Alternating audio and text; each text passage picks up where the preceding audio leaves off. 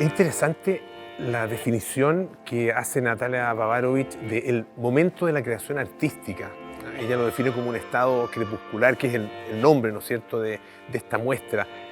Ese momento entre la vigilia y el sueño, en medio de algo que no está todavía definido, algo que se mueve entre lo real y su representación. Sí, bueno, yo creo que es algo propio de su obra y de la obra de los artistas probablemente que ella admira.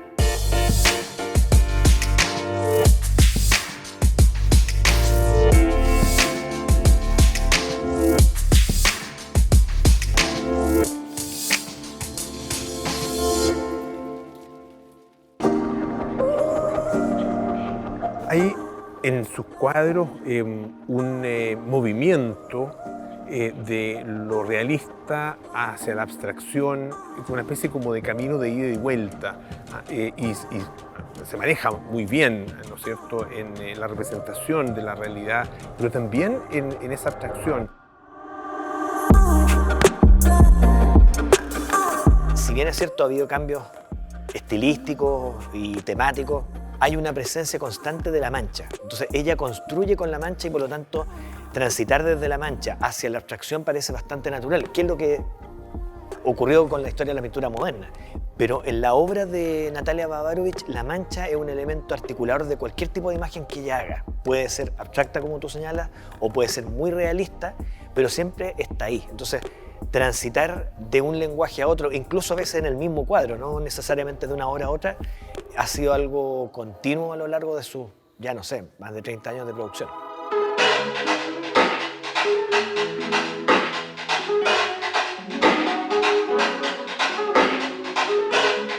Este es un autorretrato lleno de elementos para analizar, y en una primera mirada, claro, es muy académico, ¿no? Y nos remite probablemente también a su propia formación.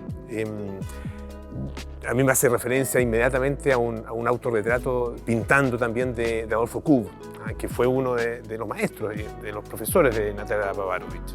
Sí, es una buena manera de entrar a este cuadro porque incluso la construcción está incompleta a propósito para revelar como las distintas partes del proceso, ¿cierto? Que vemos la cuadrícula, qué más académico que la cuadrícula, la forma de manchar, la misma disposición de Natalia frente a la tela recuerda también a Velázquez. O sea, es una pintura sobre la pintura. Además de un autorretrato, es la historia de la pintura. Hasta hay un detallito, hay esas piernas, ¿cierto? Son de un cuadro de Piero de la Francesca, ¿cierto? El bautismo de Cristo. Entonces, hay ahí una cita muy sutil a la pintura y es una cita además que rima con la posición de las piernas del artista. Entonces también ella misma se pone como un personaje o posa como un personaje de la pintura. Entonces, también uno lo puede leer como una forma de autorretratarse, pero poniendo la barrera de la propia historia del arte.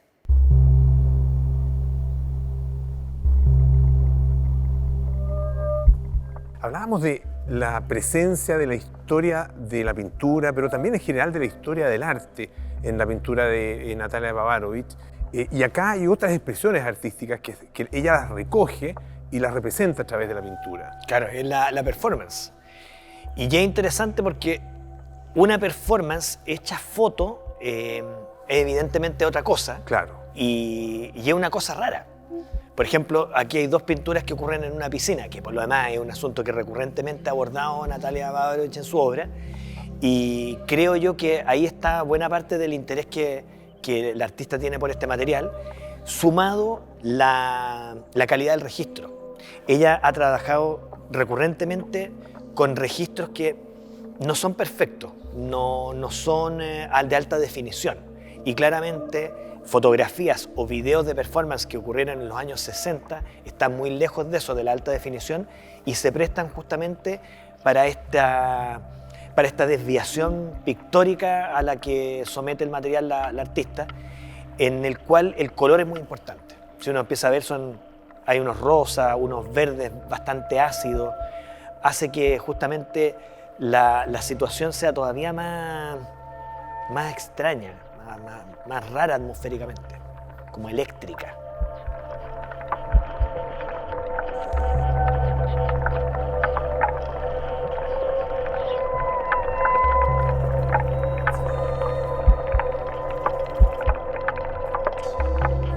curioso cómo en la performance, un género que rompía con la tradición artística, resulta muchas veces llamativo que se produzcan coincidencias con obras de la historia del arte que a lo mejor no fueron buscadas.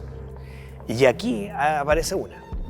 ¿Aparece qué exactamente? Aparece una referencia a una obra de Tiziano que se llama El martirio de Marcias, o Marcias, el nombre ya no lo recuerdo bien, pero que básicamente lo que representa es el martirio de un personaje, ¿cierto?, que desafía a Apolo y es desollado. Y cuelga justamente, su cuerpo cuelga de los pies a la cabeza, y es una escena muy violenta, y esta escena de hecho es muy ominosa, es violenta, es muy extraña, al igual que ese cuadro.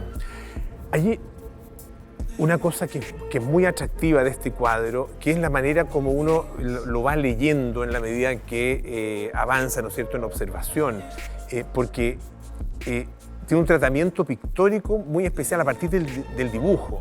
Y como ella es muy buena dibujante, logra, ¿no es cierto?, esta composición muy armónica, y la pintura uno la va descubriendo en la medida en que va agudizando el ojo, ¿no es cierto?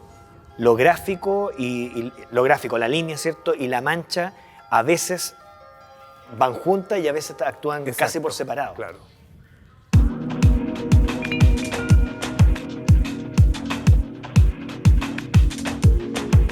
Esta obra es absolutamente monumental, un gran paisaje con algunos elementos que parecen como extraídos, ¿no es cierto?, de otro lugar, de otra parte, y tal vez incluso como abandonados, y con un tratamiento pictórico que refleja los distintos mundos que están representados aquí, el paisaje con una soltura, una libertad tremenda en la ejecución, y el resto de los elementos con muchísimo más detalle, hasta llegar acá, esta zona de acá, que es una representación muy fiel, ¿no es cierto?, de una especie de, no sé, laboratorio tecnológico, con incluso un personaje ahí que tiene cara de científico.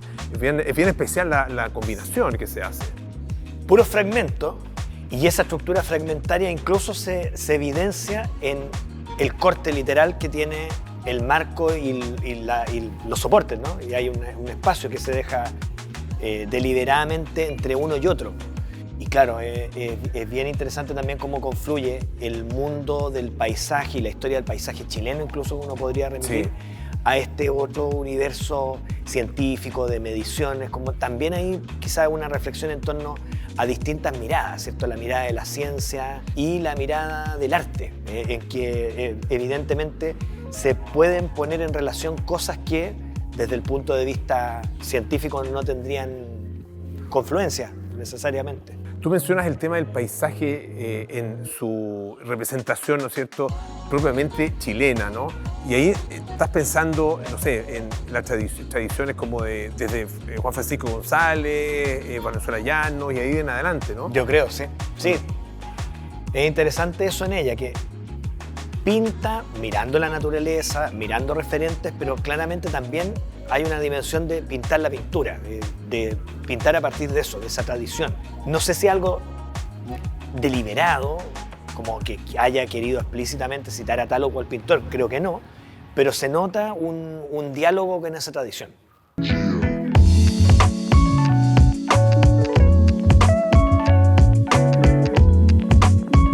Es muy interesante este cuadro que se llama Reunión de psicoanalistas, porque uno puede leerlo en clave psicoanalística, y el psicoanálisis efectivamente te va presentando estas distintas expresiones de la persona humana a través del yo, del super yo, del ello, y aquí uno ve a estas personas efectivamente conversando, pero en planos completamente distintos, como si estuvieran en dimensiones distintas de la realidad. Y claro, cada uno de los personajes tiene un tratamiento pictórico diferente y, como bien dices también, queda en una dimensión, pese a que, si uno analiza el dibujo, es continuo, pero quedan por tratamiento en dimensiones espaciales distintas. Hay una conjunción de cosas que arranca de manera, o se junta de manera muy fuerte con el título de la obra y el contenido. Y más aún sobre el contenido, a lo mejor aquí ya uno está haciéndose una especie de propio psicoanálisis, ¿no es cierto? Pero que es interesante también que un cuadro te genere Sí. ese efecto.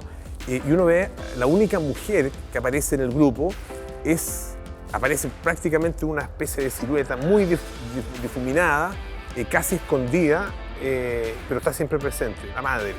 La madre del psicoanálisis, ¿no es cierto? A la que siempre llegamos a través de Freud.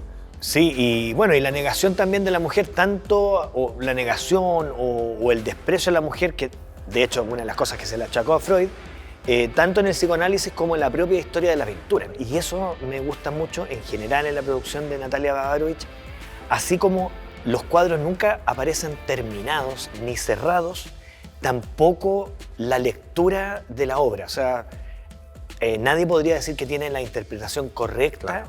Del conjunto de la obra de Natalia Bavarovich ni de algún cuadro en particular. Son abiertos.